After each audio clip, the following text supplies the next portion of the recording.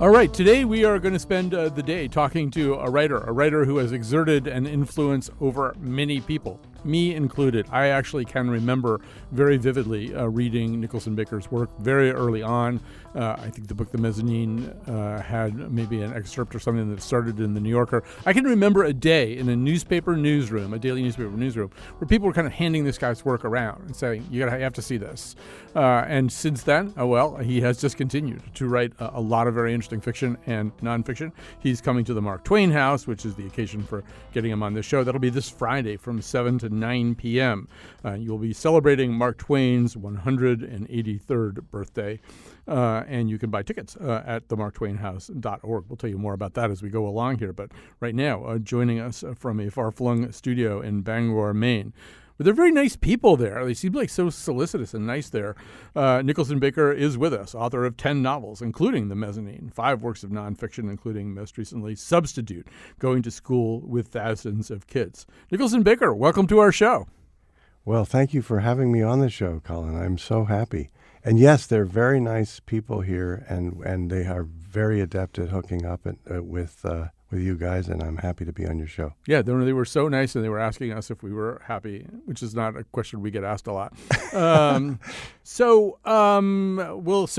of the things that you have done over the course of your career is contemplate your own relationship to other writers whom you hold in high esteem. So here you are as a featured speaker at the Mark Twain House.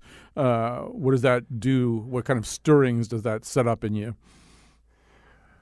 Well, it's intimidating. It's worrying. I guess the idea of giving the Mark Twain birthday lecture is actually terrifying.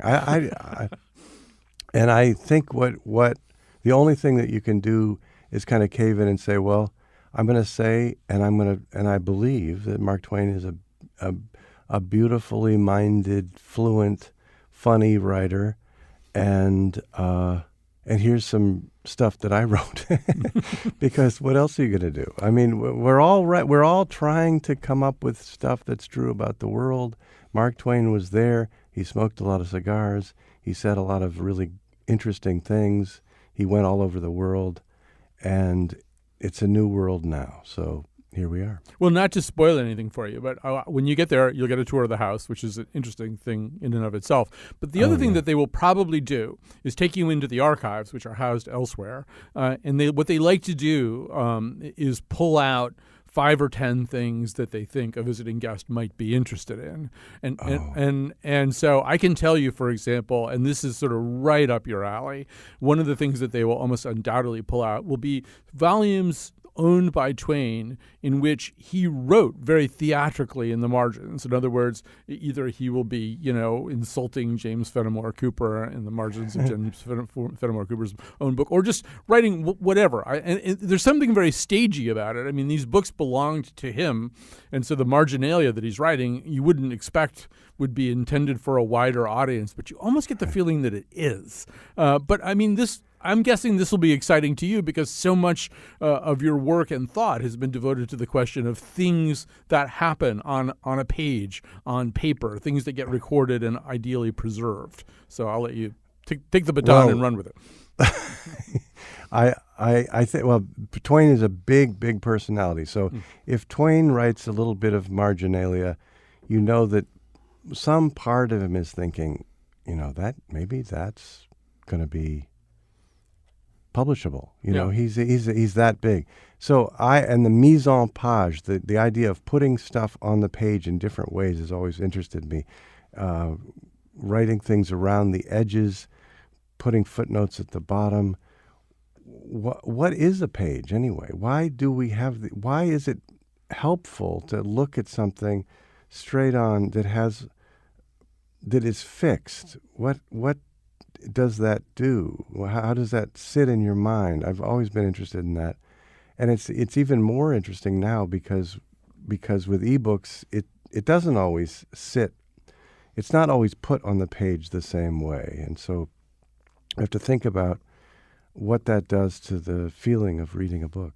It is interesting too. One of the things that I've taken to doing because I'm impatient, and when I get going in the morning, I go in and turn on my laptop. But while the laptop is kind of making up its mind what it wants to do and booting itself up and thinking a little bit about what's gone on in the past or whatever it's doing, I have like a copy of the Atlantic or something there, which I'm reading while I'm waiting for the laptop to get ready to be a laptop. And there's it's such a weird juxtaposition because you are reminded so vividly that your relationship to something that you're holding in your hand that's on paper that you could write marginalia into, is so different from this thing that's about to take over your senses.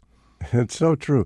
I do it too. I think, I'm waiting for some search to happen. I'm in the middle of writing a big thing that's about the year 1950-51. And so I am searching through a whole lot of stuff. It actually takes a while. Mm-hmm. And while I'm thinking, I'll actually look at a book on paper, and it's sort of the whole attitude toward reading has changed because reading on paper has become the thing that you do while you're waiting for the electronic little machine to do what you really need it to do.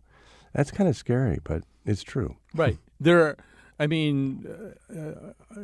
exactly what's happening. And it feels sort of false and wrong that we would relegate paper to this kind of, mistress that we're visiting on the way to our digital wife or something. And of course, the other thing we use paper to do, I know a few people who bring their iPads to the toilet. It's still you still have to have magazines and newspapers there in a little basket. It would be weird to read your phone on the toilet. Well, I talked to this guy. I was asking him about iPhones and Kindles and stuff. This guy who's got quite a good design sense. Mm-hmm. And he said, I don't want you, this is not for attribution, but the problem that I have with the MacBook is that aluminum is so cold in the morning. Yeah. So I think people actually take their computers in the bathroom. Hell, I've done it. I'm not proud. I've done it. But I do want to say about books that what I've found over and over again is that when you bond with a book tentatively, electronically, when you've read an ebook, and let's say it's a nonfiction book, a piece of history, at some point you realize, this is a damn good book. This guy really did it. He nailed it. He's got a lot to say. At some point, I go out and I make the commitment and I buy the paperback. Mm-hmm. Not because I want to support the person, because usually they're dead, but because I will get more out of that experience if I have a fixed printed set of pages. This is universally true. And I've done it, I suppose, hundreds of times now, because the footnotes are in a consistent position on the page, endnotes, so your sources, and then what they're saying is there, and you can remember it. You keep going back to it. So I do think that there is this wonderful collaboration that's happening, which is that people now buy the ebook version just to sort of dip into it, and then when they really know that they want to be committed to that book, they buy the physical book because they know that that's the only way they're going to get all the juice out of it. We should say that part of your life has been an effort, sort of a one-person effort at preservation of some of this stuff, whether we're talking about card catalogs or things from the San Francisco Library or newspaper collections, right? You have for your own. You're sort of an eccentric millionaire without the millions of dollars, Well, you can do a lot in the world of paper storage. You can do a lot with a little bit of I had an IRA with some money in it because I had a bestseller or two in the 90s. That's a long time ago. But I was in the middle of writing a book about the fact that all these bound volumes of newspapers were tossed out when the microfilm existed. It began in the 50s. Recordac, the Kodak subsidiary, sort of pushed it on libraries as a way of saving their space problems. And I realized that it was a really sad thing that was happening, that was in progress. And then I found out that the British Library was auctioning off a huge collection of newspapers, bound, not kept in fancy, artificially cool storage, but just room temperature for 100 years. And that one of the runs that they had was Joseph Pulitzer's own newspaper, the New York World. And I knew, I felt I was the only person on the planet who knew at that point that there were no other surviving runs of that paper. And it just felt like, are you a journalist or are you a human being? I mean, obviously, this is something that is of extreme and wonderful importance to history. And so my wife and I started this nonprofit, and we ended up buying at auction. They wouldn't stop the auction. At auction, a whole lot of, tons, 20 tons, 30 tons of newspapers. They came in 18-wheeler trucks into mill space in Rollinsford, New Hampshire that we'd rented. Were you not sharing it with the Humpty Dumpty Potato Chips Company? How well you read. Yes, it was the Humpty Dumpty Potato Chips. I tell you that my kids loved them. We not only ate Humpty Dumpty potato chips, and especially the popcorn, we actually flung Humpty Dumpty popcorn under the tires of the car to help. Oh, yes. It because you see, they had to throw out the bags of popcorn. This was the mill. Let me say, the mill was huge. Yeah. It was one of those grand New England textile mills that was on a river, and we had something like 2,000 square feet. But it happened that this old guy, his job was to take the crimp date, out of date Humpty Dumpty bags and put them in the dumpster. And he had to go through our newspaper repository to access the dumpster, which was a chute that went down out a window. They finally changed that. And this guy was so great. And he actually built a wall so that the newspapers would be protected. And I was just thinking about him the other day. But because there were always so many of these potato chips and stuff hanging around there, my kids kind of ate an awful lot of them. They grew up eating Humpty Dumpty potatoes. It sounds like sort of Weimar currency, or something, where like the potato chips were no longer as valuable as a potato chip. They actually fallen below that in value. So popcorn could be used for traction because it had lost its value as popcorn. Yes, and above us, above the newspaper. So we're talking about a one-of-a-kind, hideously rare newspaper collection. And I don't want to say that we were doing a good job, because we were not. But we were just doing the job. We were the intermediaries, my wife and I, in keeping these things. But above us was Dysart, I guess it was. It was a French company that sold silk long underwear. Mm-hmm. And we could hear them arguing and talking about the fact that the company was downsizing and stuff. And it was so strange and then I would go to a pile of, let's say, the New York Herald Tribune from 1939, and I'd open it up, and it would be this world. It's just fantastically complicated rainforest of stuff that was there. And it totally changed the way I thought about history, because I was not very interested in American history. And suddenly I saw that every day, every week of life, even as it was recorded imperfectly on a newspaper, is completely engrossing. And that was I think one of the most powerful experiences I've ever had. Really was just opening these volumes. And now they're all safely at Duke University, and people who. And they're the Duke University Rare Books and Special Collections, so they're valued. They're understood as being extremely valuable. At that point, they weren't.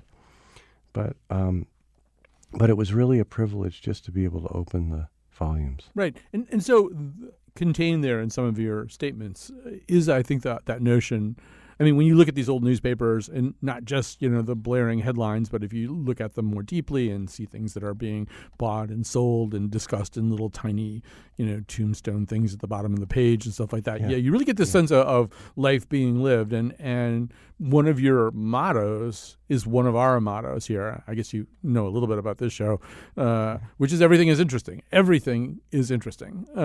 Yes. And so, I mean, a newspaper is a great window into that. I mean, we're doing a show next week, which I think we should just have you on as a guest for anyway. We're doing a show next week about towels, and we haven't really decided exactly why towels are interesting. It seems like a very Baker-esque thing to get into. But this is something, I don't know if you want to say more about this, but to me, if there's one thing that threads through your work, it's that insistence that everything is at least potentially interesting.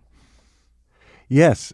The first person I heard to say that was in the New York Times Magazine section.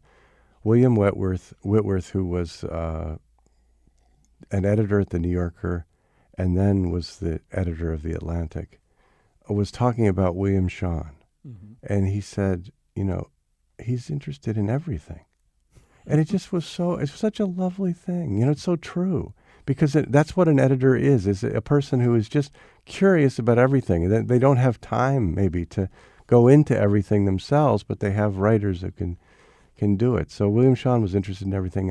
And I guess there's some things I'm less, but towels will be at the top of the list because, I mean, what I was just thinking about them this morning, actually, because I wash my hands and I have a bit of a cold, and I thought, well, I want to use the towel, but I don't want to use the towel in a way that would compromise the towel for the future. So I'll just dry my hands around the edge of the towel, And but towels are fascinating. How long do you keep them? What is it? This, and of course you get into this embarrassing thing of talking about people's secret lives. But right. I think you're onto something. I'm going to listen. Right. Have you heard about a podcast called Everything is Alive? No, and I'm really behind the eight ball with podcasts. That doesn't surprise me. That doesn't surprise me that you're behind the eight ball. But this is one you should catch up on because what it is it's a series of interviews with inanimate objects. For example, they would interview a towel, and the towel would talk about how it feels, about some of the things that are deposited on the towel. The people who play these inanimate objects really bring a lot to this. And I heard one. I heard the one on 99% Invisible. There was a beautiful one. I can't remember what it was. But see, that's 99% Invisible, and this is. I sort of wonder if you ever think that you have kind of a legacy. That, I mean, maybe Roman Mars would have done 99% Invisible, whether there was a Nicholson Baker or not. I have no idea. But I can tell you that when the Mezzanine came out,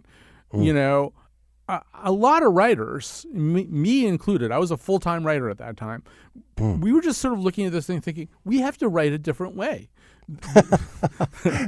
We have to write more. Nice to we hear. have to write more like this guy. We have to write. I can remember. I haven't looked at the Mezzanine in a really long time, but I mean, I can remember things like the felt crunch, as you described, pressing down on a stapler of its brontosaural head, and the crab's embrace of the tines as they wrap around the paper. And I remember thinking, it's like Ulysses, except there's no Dublin and no masturbation at the end. But it's sort of like this. This is sort of what sentience is like, but in such incredible detail. And I look around at some of this stuff and I think there's sort of like a way in which these are the children of Nicholson Baker.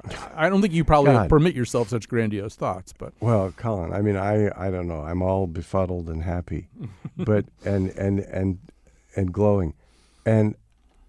I do think that 99% Invisible. I don't know that even know who I am, but it's certainly something that I felt deeply that I now feel when I listen to podcasts like that, which is, and I even put it in a footnote in the Mezzanine.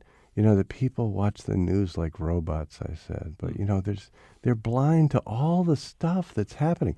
And that's basically it. 99% of what we're doing is we're not consciously thinking about that because we've got 6 different stories that are kind of the cable news or the Google News headlines of the day, and those are the stories that we're following. And the real stories are always these things like will Hellman's redesign the mayonnaise jar or whatever it is.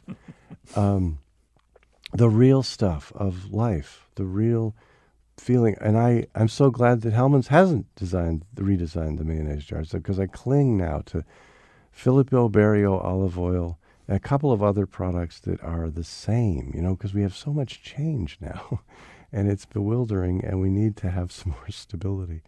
But anyway. I think the other thing that they do well, which is also Baker-like, is identify something that you've been looking at for a long time, kind of out of the corner of your eye, but not really kind of confronting in your physical environment. And the one that springs to mind, they did an episode about, I have now lost the actual term of art for these creatures, but these elongated, featureless, kind of plastic inflated men that are just sort of outside auto dealerships and tire places, who are just kind of flailing around constantly with any little breeze that takes them and whipping back and forth in this almost sort of, Hades-like constant agonizing torture of being just twisted around by the wind, and I've been aware of them and kind of upset by them, and wondering why anybody thinks that that's a good way to promote something, since they're both frightening and pitiable at the same time. And it's like finally somebody did something about that. You know what I'm saying? Oh yeah. Well, I remember there was a show on TV. Ray Romano is a middle-aged man, and it always began with one of those half-inflated, flopped, slightly not quite able to reach, striving, hoping, but failing kinds of things. And so I haven't heard the 99% Invisible, but good for them. Yeah. Great. Yeah. We need to actually look around and ask what is it that we actually want to think about, as opposed to what it is that, that this kind of sports match of political disagreement wants us to think about? What is it that's really genuinely, what is the texture of life? Right. A word that you use either in mezzanine or room temperature was undocumented, which now has a whole other unfortunate set of meanings. But at the time you were using it that way, right? That there's just all this stuff in our environment that's undocumented. Yeah. There are details which, in fact, do make up the world that we live in, but you were kind of trying to, get them down somehow, get them down on paper. Yeah, because it just didn't feel, it felt as if we were going to lose them. Mm-hmm. Basically the I think the instinct that writers have is a preservational one. It's just, if I don't write about this social moment or this sight of a certain thing happening, and that's what newspaper reporters have too. If I don't say that there was broken glass falling from the half shot out dome of the Capitol building in this war-torn city on this date, nobody will remember that the glass actually fell on the crowd. And it's just it's exciting, but it's kind of terrifying that so much gets lost and has to get lost, because we're human beings and we have to forget most of what the human species has lived through. But at any given moment, if you're a writer, you have the ability to keep something alive. All right, so that's a beautiful place for us to take a break. And anyway, Betsy Kaplan says we have to take a break right now. And I think, Nicholson Baker, you've gotten to know Betsy Kaplan well enough to know that it's unwise to gainsay her. So we'll take a break. We'll come back. We'll have more Nicholson Baker.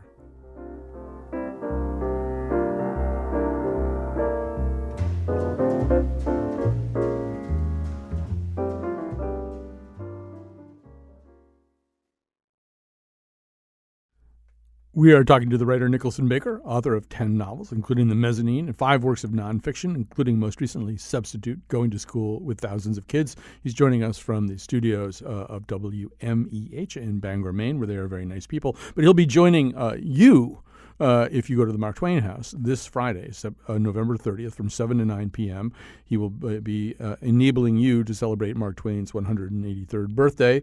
You can buy tickets at marktwainhouse.org, and you can bring staplers for him to sign, to autograph. Ideally, you should bring books, though, not staplers. Or bring card catalogs for him to autograph. Make him autograph every single card. Anything can happen. And I think there's isn't there like champagne and cake and stuff like that? Yeah, it'll be nice. You'll have a good time. Oh, my goodness. So, yeah, it's going to be so much fun. So I feel like you should just come on the show every day, and because I have that much that I need to talk to you about. Let's do it. So, Come on. yes. I feel I'm happy with that idea. Let's do it. All right. So can we talk about Wikipedia? Yes, Yeah. certainly. I have this fairly strange and intense relationship with Wikipedia, but I'm not the guest on this show. You are. So let's talk about your either strange or not strange, intense or non-intense attitude towards Wikipedia. Well, I just gave $5 today. That's how strange and intense it is. Yeah. I mean, Jimmy Wales is still on there. He's still asking for money, and I think he deserves money. I think they do a wonderful thing. In 2008 or 2000, anyway, a long time ago, 10 years ago, Mm-hmm. I wanted to write a book about the Golden Book Encyclopedia covers. Getting them as a kid, my mother bought them, and they were beautifully painted. And I pitched this. Pitch is a fancy word for. I wrote an email to Bob Silvers at the New York Review of Books saying, "Would you like me to write about the Golden Book Encyclopedia?" And he said, "Well, okay, but what about Wikipedia?" And I was using it all the time. I mean, I used it 87 times a day, and I thought, well, yes. So I actually then moved from being a consumer of Wikipedia to being a person who actually knows what's going on with Wikipedia, which is to be an editor and a person who struggles. And I found that there were all these people who were deletionists who wanted to prune out articles, and that there would be kind of posses and gangs of deletionists who would gang up on an article. And the whole thing became an interesting, just an interesting patch of something novel that had all the normal human frailties and emotions in it. And so I wrote about what it was like to try to save articles from deletion, realizing that at any given day, thousands were being deleted. So it's a losing battle. And then why would I want to save? There was one article, I guess, there was a guy who'd drunk a certain kind of chemical that he thought was healthful, and it had turned his face blue. And so there was a piece about him in the Wikipedia. He was the blue man. And, it was very interesting. I thought, well, I mean, but there were people who thought that an encyclopedia has to have a certain aesthetic, and it has to be about not all of life, but about what is important about life. And since we're dealing with something that's digital, that is infinite, its capacity is infinite, infinitely expandable, I didn't agree with that.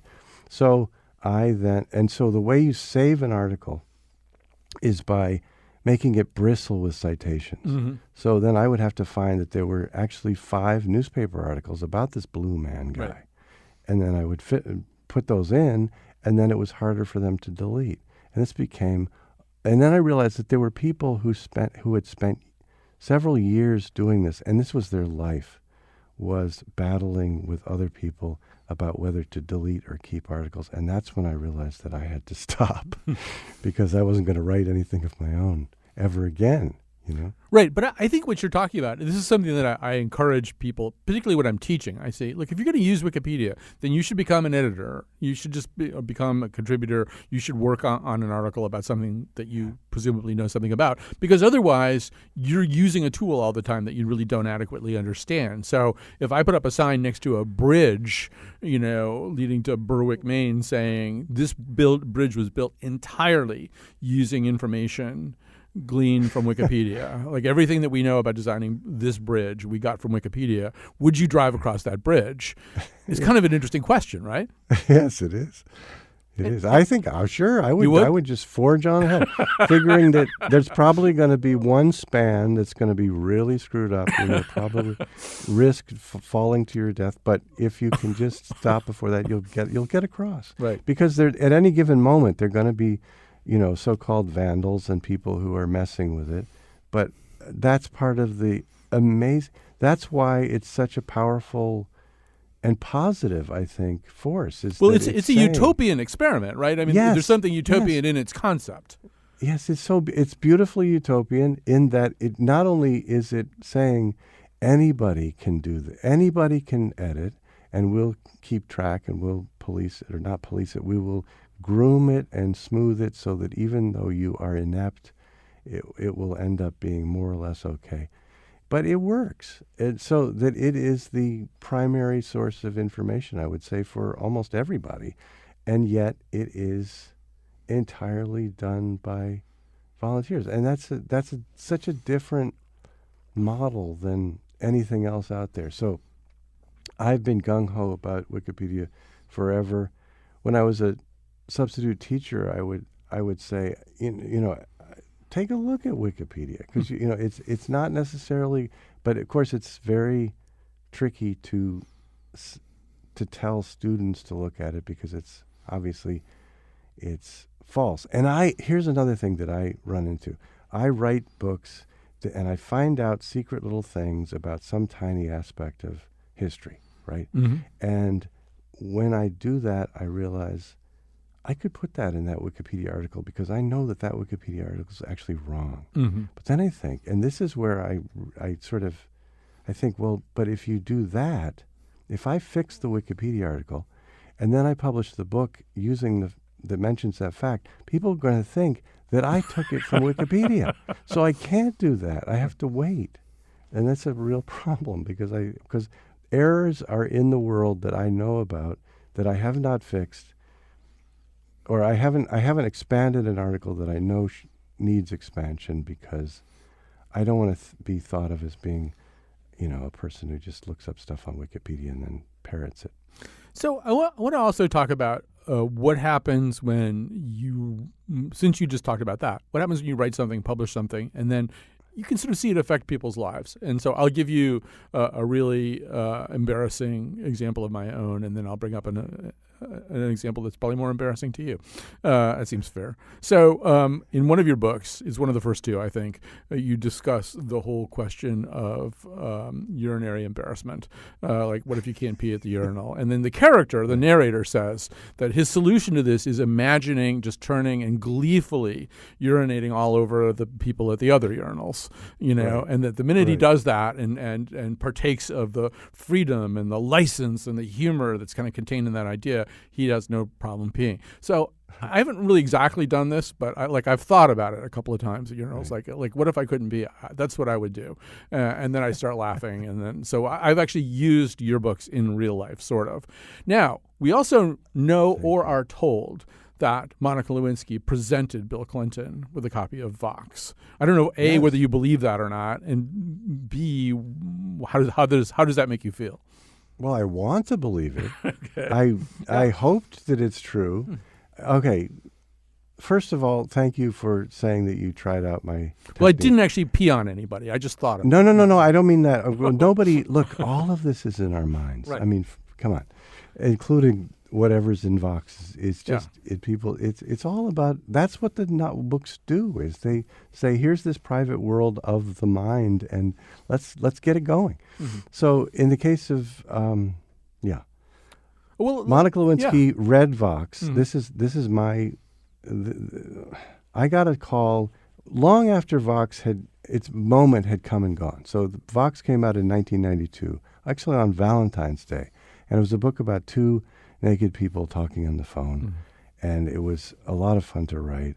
And it's my only. I mean, it's one of the few. Well, it's not my only, but it's one of the few love stories that I have been able to do.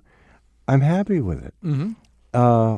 Anyway, it came and went, and it completely changed our life because we were able to move from a house in upstate New York to Berkeley, California, where my wife grew up, and there was a moment there where I actually felt wealthy, which is really a terrifying thing. No longer. But but then several years later, I think 3 years later, I got a call from David Streitfeld, who is a New York Times writer and a very nice guy, very good reader. And he said, what's your reaction to this idea that Monica Lewinsky gave Bill Clinton Vox? And that was the first I'd heard of it, and it was exciting. And suddenly I thought, well, this is a different way of being a writer. I am now part of the current of events, and that's a whole different thing. I'm actually changing people's lives. And so the first feeling was kind of excitement and flattery. I'm part of a national scandal.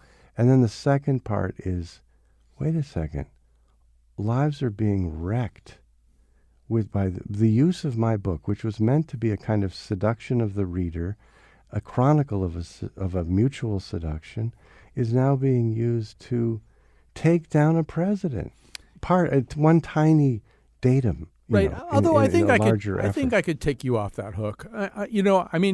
I was thinking about this today because another podcast you haven't listened to is called Slow Burn, which really, in its second season, documents the unfolding of that whole story and that whole scandal. And it doesn't. I don't think it mentions your book. I can't remember. But one of the things that becomes clear is that Monica Lewinsky's expectations were highly unrealistic, but very romantic, and that there may have even come a moment where Bill Clinton was something like in love with Monica Lewinsky. I don't think it was anything as long a stretch as Monica Lewinsky's feeling about that. But and then I was thinking about your book today and thinking she gave him that book not, as some kind of cheap turn on, but because so much of what they were going to have to do was going to have to exist in this much more circumscribed world than a typical relationship, and that words probably would or could be incredibly important in a situation like that.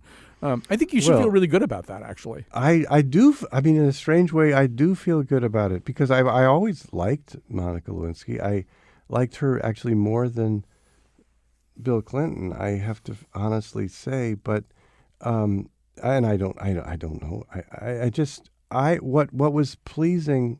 What is always pleasing to me is the idea that somebody doesn't just go to the store and get a copy of a book, but gives another person their own book. And this is what came up with the Lewinsky business, was that Monica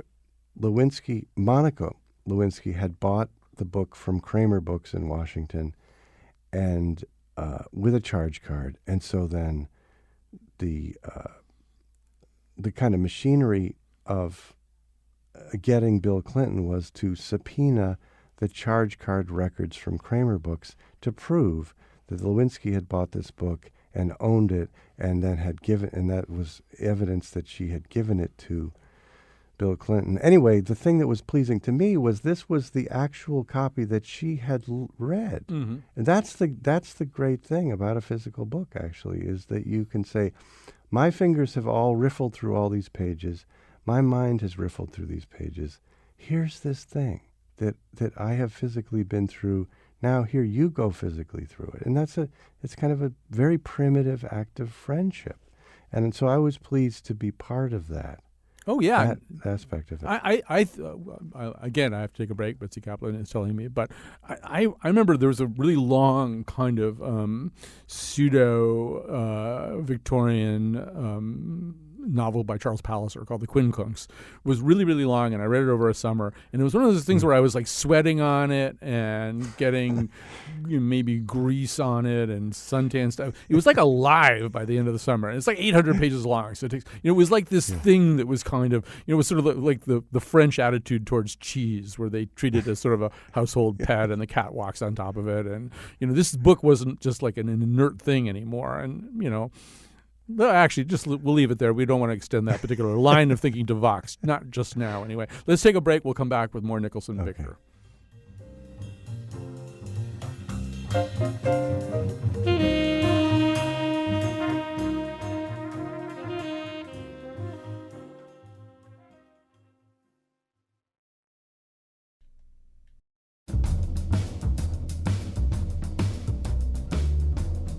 Today's show was produced by Betsy Kaplan, with help from me, Kyone Wolfe. The part of Bill Curry was played by John Updike. On tomorrow's show, there really are people who believe the Earth is flat. We'll talk to them. And now, back to Colin. All right, we're back, and we're talking to Nicholson Baker. If I have to explain to you who Nicholson Baker is, we have all kinds of problems ahead of us and not very much time left in which to solve them. But Nicholson Baker will be at the Mark Twain House this Friday, November 30th from 7 to 9. Get your tickets. You're going to have a Mark Twain's birthday party. So buy tickets at the marktwainhouse.org. It's Mark Twain's 183rd birthday. I think he said no presents. So Nicholson Baker is joining us from Bangor, Maine, from some beautiful and very amiable studios there. I don't know. This is sort of the end of the show, and I have like 8 different topics that I'm juggling. I'm trying to decide. I'll start with one. Okay. So, you wrote one of my favorite of your books is You and I, which is this book about sort of your relationship with at a distance, at a remove, your relationship with John Updike. And now, in some ways there might be people who have that relationship with you. Some of them might even be showing up, for an event like the one on Friday night in Hartford. Do you ever think about that? Think about the way that you were thinking and writing about Updike in that book and how it would be applied if you were sort of the other person in a similar kind of reader-writer relationship? Yeah, of course I think about it. I'm 61 years old. At some point you have to realize that you're not 14 anymore. You're not 18. You are a person who has reached a certain stage in life. And it's just, what makes it not a comparison is that what Updike was able to do was really, I know I have many reservations about many aspects of his writing, I have to say. But the man was just a tremendous prose genius. And even now, I'm still grieving that he's gone, because he could he could sneak an adjective in, he could make a sentence balance, he could do something with the poise of a paragraph that nobody else could do. And he did it, so steadily. And the New Yorker was at its peak. Everything is connected, So Updike and the fortunes of the kind of golden age of American magazines went together. Cheever, Updike, Maeve Brennan, the long-winded lady, all these people, they were in this magazine that was just jam-packed with ads, was rich, and was really good, and he did it, and it's still just kind of shocking to think how much he was able to write. Now, some of the stuff, some of the fiction, there's a cruelty, there's a meanness sometimes that I'm not sure about, but there's also just so much life in all of what he did, and he's just completely blows me out of the water. And so I don't think of it that way, but I do have to say that somebody actually wrote a book called Bee and Me, if you can believe it. So You and I then spawned this book called Bee and Me, and it was sort of a traumatic experience, and I really felt for Updike when this book came out, because, he had to roll with the fact that this guy, me, was writing a book in which, sort of like, I'm your biggest fan.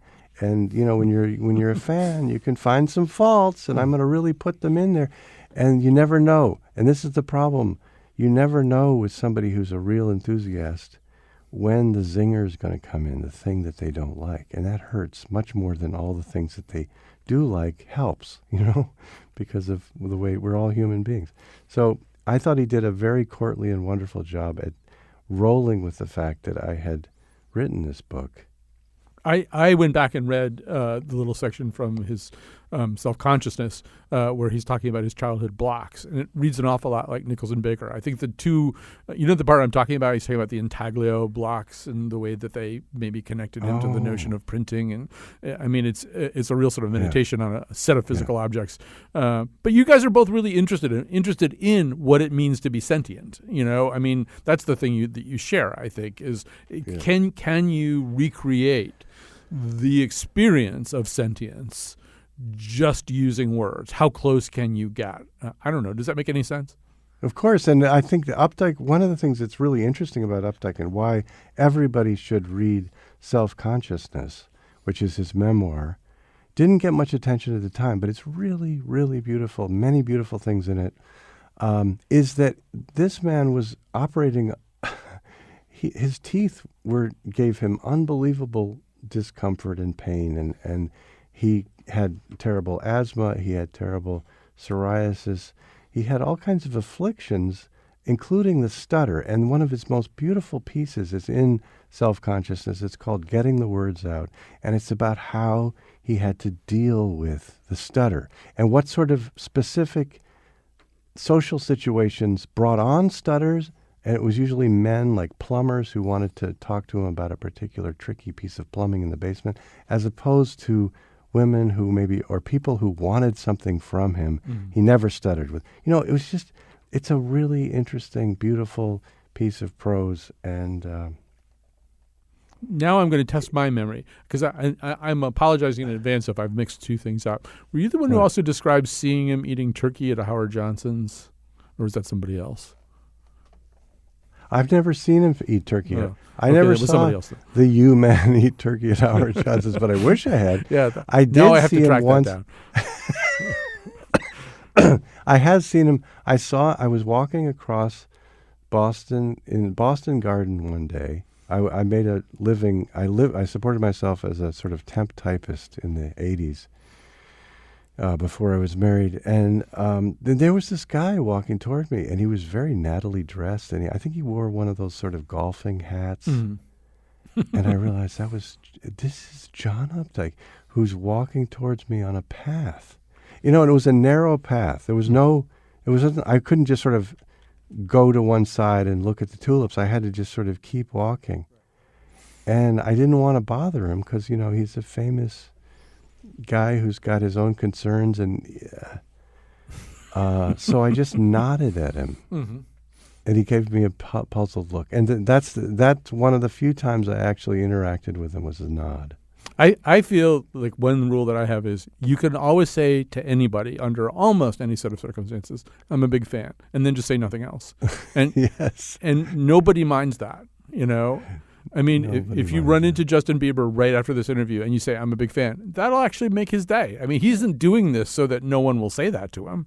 This is so true. This is so absolutely true. Of course. I mean, we're all, I think people don't understand.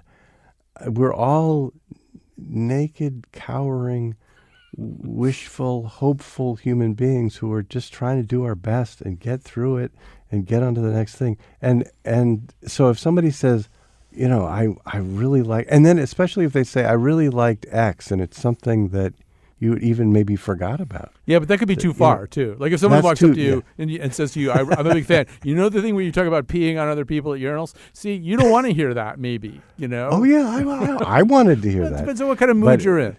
Yeah. No, I mean, and it's not, I don't, look, let's just clarify that we're not talking about some strange fetish or something. This is a mental trick that allows you to have success in the bathroom. That's all it is. It's nothing more than that. But it's a beautiful thing. All right, so we're out of time. What do you want to talk about tomorrow? Let's make a list of things and we'll email them back and forth. Okay. We'll just keep doing shows until we run out of stuff. But this was so much fun, Colin. This is really fun for me, too. I mean, really, you influenced me a tremendous amount, as well as many, many other people who try to put words together. Nicholson Baker is going to be in Hartford on November 30th. He will be at the Mark Twain House from 7 to 9. You could be there, too. You need a ticket from the marktwainhouse.org and celebrate the birthday and have cake and champagne with Nicholson Baker. Wow, that sounds like a lot of fun. I can't imagine anyone not doing that. Well, thanks for dropping by today anyway. Thank you, Colin. Take care. Okay, and goodbye to the rest of you. Actually, tomorrow we are going to be back. Should I say that? I guess we should say that. We're talking to people who do believe that the earth is flat, or at least don't believe that there's sufficient proof that the earth isn't flat. And I'm really looking forward to that.